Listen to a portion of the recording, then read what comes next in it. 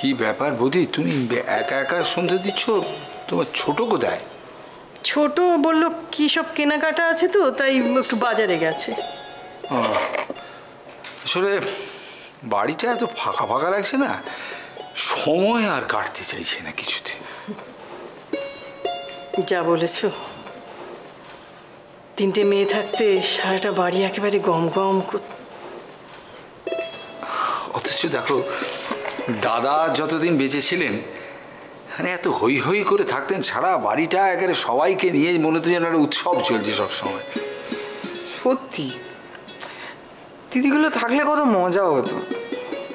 দিদিগুলো চলে গেল, আমার না এই বাড়িতে আর মন বসছে না। তা বললে হবে? জীবনের নিয়মই তো তাই, সে তার নিজের ইচ্ছে মতো চলবে। জীবন তো কোথাও থেমে থাকে না। সত্যি বৌদি, আমি এখনো যেন বিশ্বাস করতে পারি না যে দাদা নেই। আমার খালি মনে হয় যে কোনো মুহূর্তে দাদা ঘর থেকে বেরিয়ে আসবে আর চিৎকার করে আমাকে বলবে, যা বাজার থেকে ভালো কই মাছ নিয়ে আয়, তোর বৌদি আজকে তেল কই রান্না করবে, সকলে মিলে খাবো। কি ভালোবাসতো তেল কই খেতে।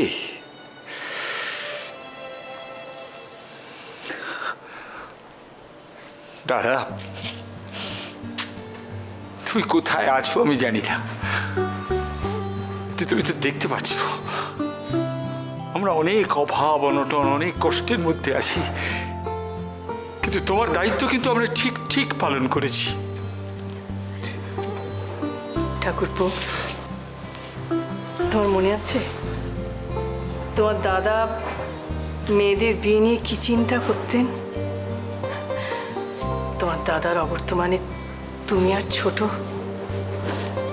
একদম সব রকম ভাবে চেষ্টা করে আমার তিনটে মেয়েকে বিয়ে দিয়েছ। তুমি এমনভাবে বলছো যেটি যেন তুমি কিচ্ছু করো না। সত্যি রে, আমি কিচ্ছু করিনি, যা করেছে তোর বাবার মা। না না না না বৌদি, এই কথাটা কিন্তু তুমি ঠিক বললে না। আচ্ছা, গায়ে গতরে করাটাই কি সব? হ্যাঁ, এই যে তুমি ছাতার মতো মাথার উপর থেকে আমাদের সব ব্যাপারে পরামর্শ দিচ্ছ, এটা কি কম কথা বলো? হ্যাঁ, আর তাছাড়া আমরা কোনো ভুল করলে এই যে তুমি বকো। হ্যাঁ, একটু রাগ হয় ঠিকই, কিন্তু তোমার কাছ থেকেই তো আমরা শিখেছি যে কোনটা ঠিক কোনটা ভুল। এ তোর বাবা মায়ের গুণ রে।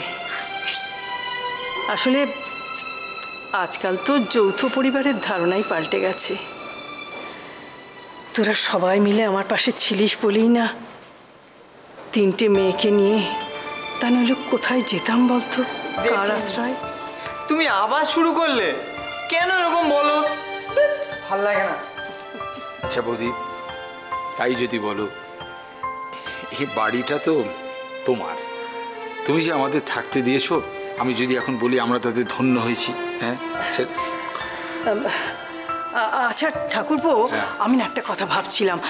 আচ্ছা, আমাদের সন্দীপটা এখন ভালো চাকরি করছে, হ্যাঁ, আর সংসারের তো দায়িত্ব কিছু কিছু নিয়েছে, তা এবার তোর একটা বিয়ে দিলে হয়। এই কথাটা তো তুমি মন্দ বলনি, আমি এই কথাটাই ভাবছিলাম। কিন্তু তাহলে এক কাজ করো না, একটু মেয়ে দেখার ব্যবস্থা করো।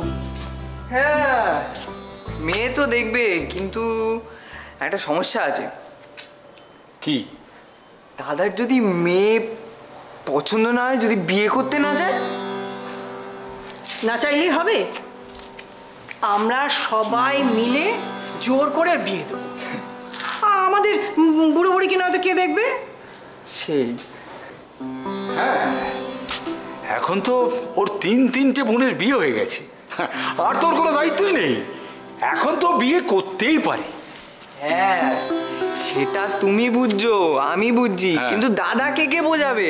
দাদাকে কে বলবে বলো যে আমি তো পড়াশোনা নিয়ে ব্যস্ত থাকি, দাদা যায় অফিসে, তোমরা বুড়ো বুড়ি একা ঘরে বসে থাকবে। ঠিক ঠিক। আরে এখনই তো ফাঁকা ফাঁকা লাগছে, এবার তো এই সমস্ত বাড়িটা যেন আমাদের গিলতে আসবে মনে হচ্ছে। হ্যাঁ, কি যেটি আমি ঠিক বলিনি বলো? আরে রুদ্রদা, আরে বাবা জীবন, তুমি এসো এসো।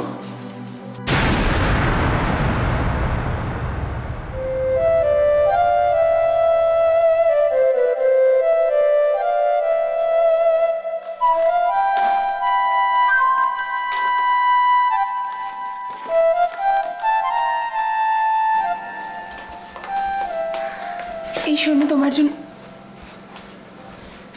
এ কি, তুমি সন্ধেবেলা এভাবে শুয়ে আছো? শরীর খারাপ? এই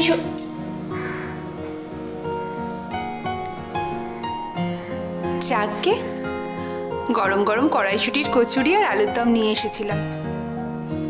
বাবু যখন ঘুমোচ্ছে তখন ফেরত নিয়ে চলেই যাই। ইস বেচারা, যখন উঠবে তখন জুড়িয়ে জল হয়ে যাবে। যাই। এই না, আমি খাবো খাবো, কড়াশুটি কচুরি আমার দারুণ লাগে। আমি খাবো। তাই?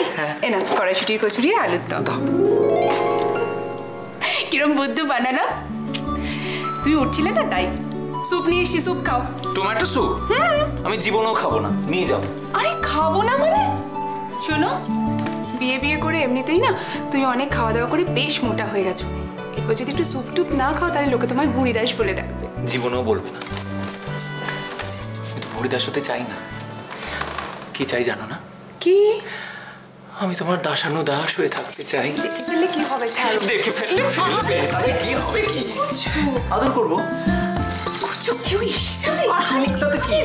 না না, আমি বুঝতে পারছি না কি অসুবিধা কি হবে। না না, আমার কথাটা শোনো। এক মিনিট, এটা আমার বাড়ি, তুমি আমার বউ, আমি আদর করতেই পারি। মা না আমায় ডাকছে। না মা আমায় ডাকছে।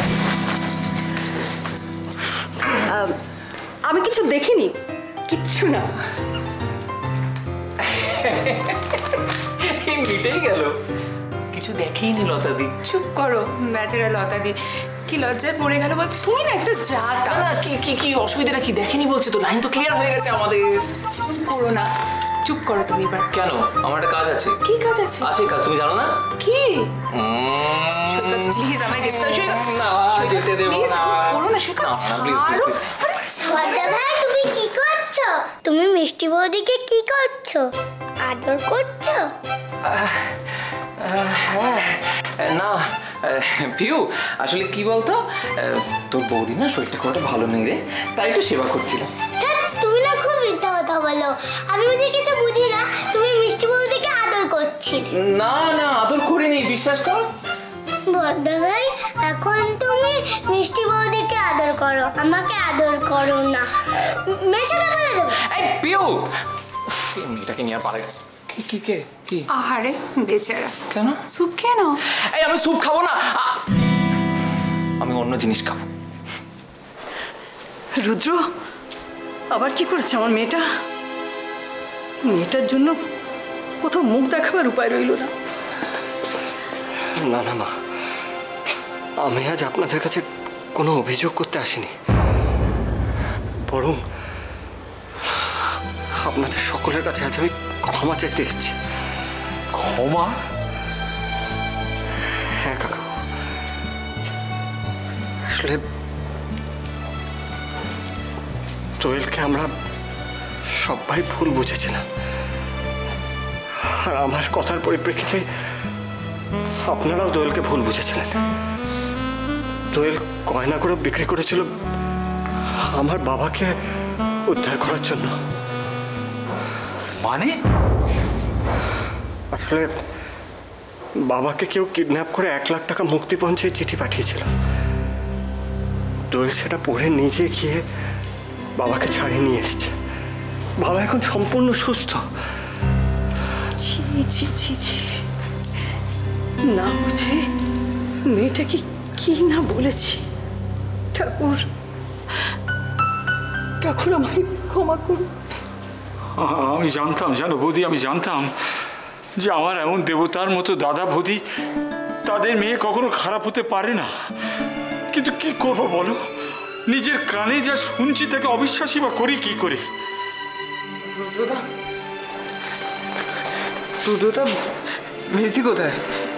তুমি নিয়ে এসেছো মেসিকে? তুমি তো জানো তোমার দিদি অভিমান করে বাড়িতেই বসে আছে। স্বাভাবিক বাবা, খুব স্বাভাবিক। দোয়েলের পক্ষে অভিমান করাটা খুব স্বাভাবিক।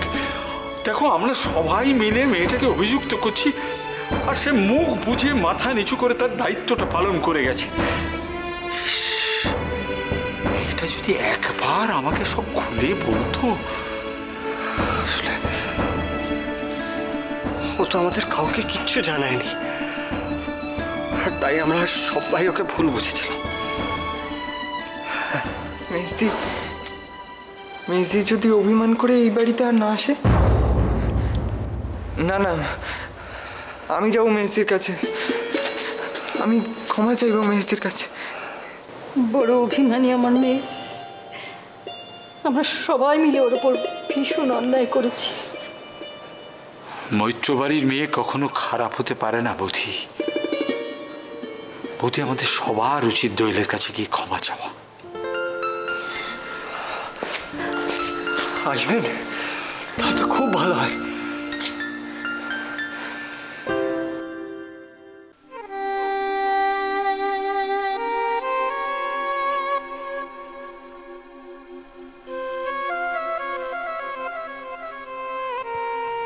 আপনাদের বাড়ির সম্মান ফিরিয়ে দিলাম। এতক্ষণে নিশ্চয় বুঝে গেছেন যে কেন আমি এসব করছিলাম। আচ্ছা পিসিমণি, আমি না হয় বাইরের মেয়ে, ছোট লোক বাড়ির মেয়ে, শিক্ষা দীক্ষা নেই। আপনি তো শিক্ষিত বাড়ির মেয়ে, দাদার আদরের বোন। কিডন্যাপারের চিঠিটা পেয়ে এভাবে লুকিয়ে যেতে পারলেন? ছি ছি পিসিমণি, ছি। দোয়েল, আমি থাক, আপনার কৃতকর্মের কোনো কথা আমি আর শুনতে চাই না। যাকে গয়নাগুলো ভালো করে মিলিয়ে দেখে নিন সব ঠিকঠাক আছে কিনা। গয়নাগুলো আমার দেখার দরকার নেই দোয়েল। বেশ, সেটা আপনার ব্যাপার, আপনি কি করবেন না করবেন। আমার একটা প্রশ্নের উত্তর দেবেন? এই শীতাংশু লোকটা আসলে কি? আপনি কেনই বা তাকে নিয়মিত এতগুলো টাকা দেন? কি হলো বলুন, আপনার সঙ্গে তার কি সম্পর্ক? আমি তোমাকে বলতে পারবো না দোয়েল, আমাকে তুমি ক্ষমা করো।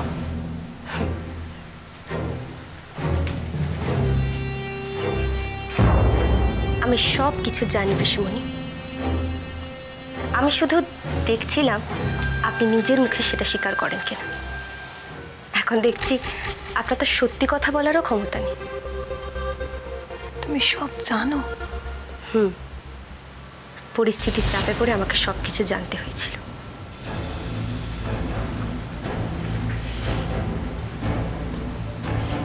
সব আমার পাপের ফল। পারলে তুমি আমাকে ক্ষমা করে দোয়েল। আমি সারা জীবন অনেক অন্যায় করেছি, আজকে তার শাস্তি পেতে হচ্ছে।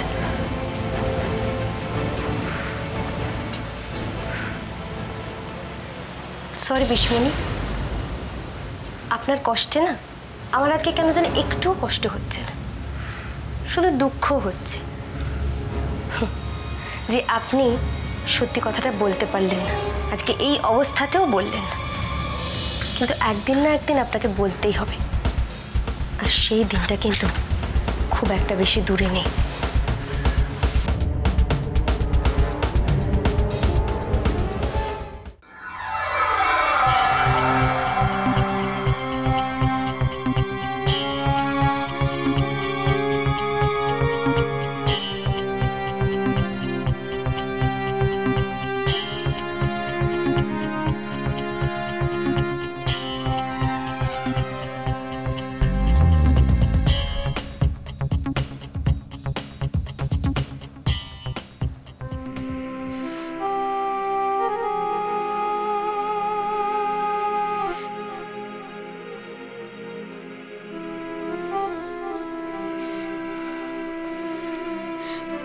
রাই, চলো ভেতরে চলো, অনেক দেরি হয়েছে। তোমার পড়াশোনা শেষ হোক, একসাথে ঘুমবো। আরে আবার পরে কেন? রাই, তুমি কাঁদছো? কই না তো। না তো মানে? দেখি দেখি কি হয়েছে বলো, কেন কাঁদছো? কিছু না। আবার কিছু না বলে বলো না রাই, কি হয়েছে? হ্যাঁ, খুব মায়ের কথা মনে পড়ছে। মায়ের কথা? কেন?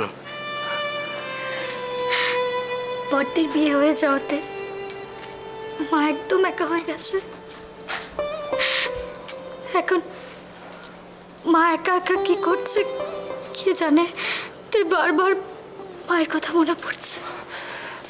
ওই দেখো, মা একা হতে যাবে কেন? বাড়িতে তো সবাই আছে, কাকু আছে, কাকিমা আছে, সন্দীপদা আছে, সুজন আছে। তবু আমরা তো কেউ নেই। তাছাড়া মা বড়দিকে খুব ভালোবাসে, বড়দিকে ছেড়ে থাকতে মায়ের খুব কষ্ট হবে। আরে কষ্ট হবে কেন? মা তো জানে যে বড়দি খুব সুখে আছে। হ্যাঁ, মায়ের যদি ভাবনা হওয়ারই থাকে তাহলে তোমার জন্য হওয়া উচিত, কারণ মা জানেন যে তুমি সুখে নেই। আবার আবার তুমি এসব কথা বলছো? তোমাকে বলেছি না এসব কথা আর বলবে না। আমার খুব কষ্ট হয় তুমি এসব কথা বললে। আমিও তো তোমাকে বলেছি যে তোমার চোখে জল দেখলে আমার খুব কষ্ট হয়। বলিনি?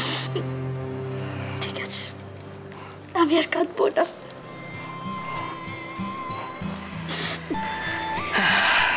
ঠিক আছে, চলো এবার ভিতরে চলো, অনেক রাত হয়েছে। শোবে তো? আর একটু থাকি না এখানে, আমার এই জায়গাটায় থাকতে খুব ভালো লাগছে।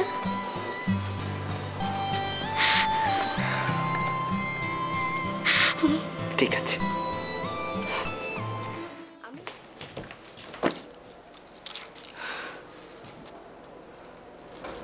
কি ব্যাপার?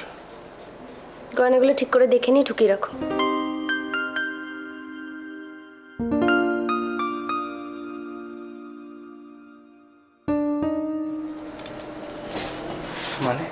মানেটা খুব পরিষ্কার রুদ্র, তোমার মায়ের গয়না তোমাদের বাড়ির সম্মান ফিরিয়ে দিয়ে গেলাম।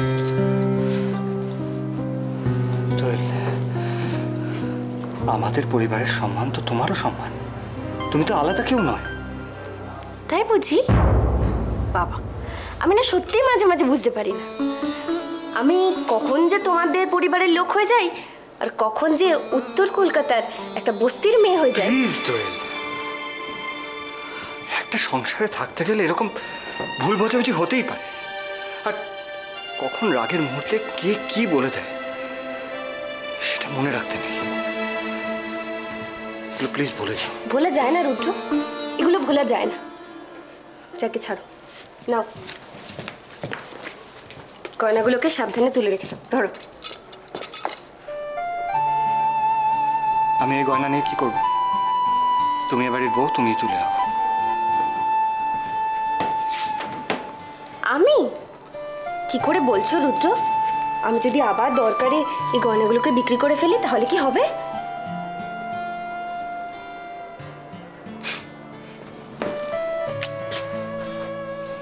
কিচ্ছু হবে না, আমি তোমায় বিশ্বাস করি। আর যদি কিছু হয় তাহলে বুঝবো তুমি আমাদের পরিবারের ভালোর জন্যই করেছো। বাবা, হঠাৎ আমার উপর এত বিশ্বাস কি করে জন্মে গেল তোমার? হঠাৎ কেন হতে যাবে? এতদিন ধরে তো তোমায় দেখছি, তোমায় কত ভুল বুঝেছি, কত অন্যায় করেছি তোমার উপর, কিন্তু তুমি তো এ বাড়ি ছেড়ে চলে যাওনি।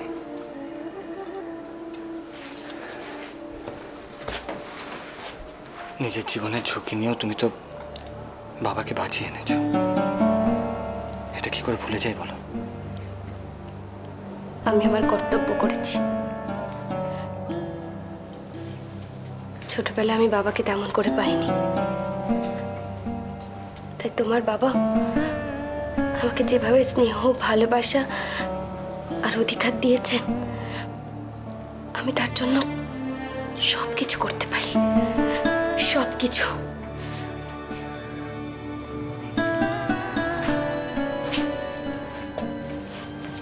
তোমায় যত দেখছি তত আমি অবাক হয়ে যাচ্ছি। আচ্ছা, আমি ইতিমধ্যে আরেকটা কাজ করে এসেছি। কি? আমার পাপের প্রায়শ্চিত্ত। তোমার বাড়িতে গেছিলাম।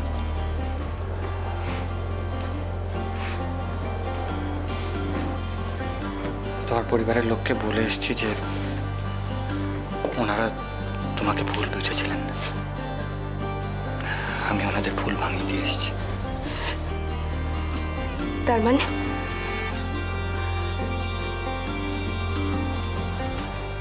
আমি ওনাদের কাছে ক্ষমা চেয়েছি। তো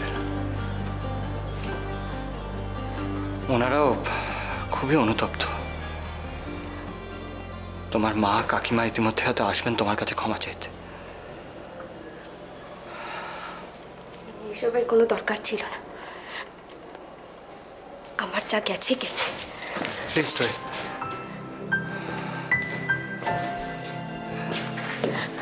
তোমার কিচ্ছু যায়নি। সব তো তোমারই আছে দোয়েল, সব তোমারই আছে। জানি না, কিচ্ছু জানি না। জীবন আমার সঙ্গে যেভাবে খেলা করছে, আমি আর জীবনের কাছ থেকে কিচ্ছু এক্সপেক্ট করি না, কিচ্ছু না। কিন্তু দোয়েল, আমি তো তোমার কাছ থেকে এক্সপেক্ট করি। আমার কাছে? আচ্ছা শোন, আমার একটা রিকোয়েস্ট রাখবে?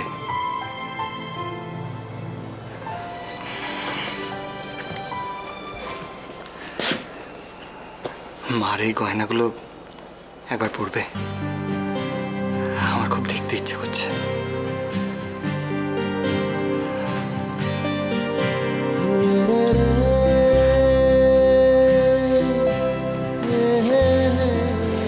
কিছু বললে না যে?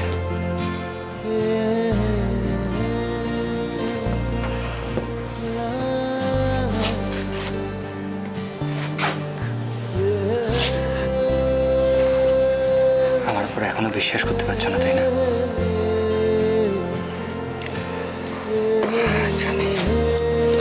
ঠিক আছে,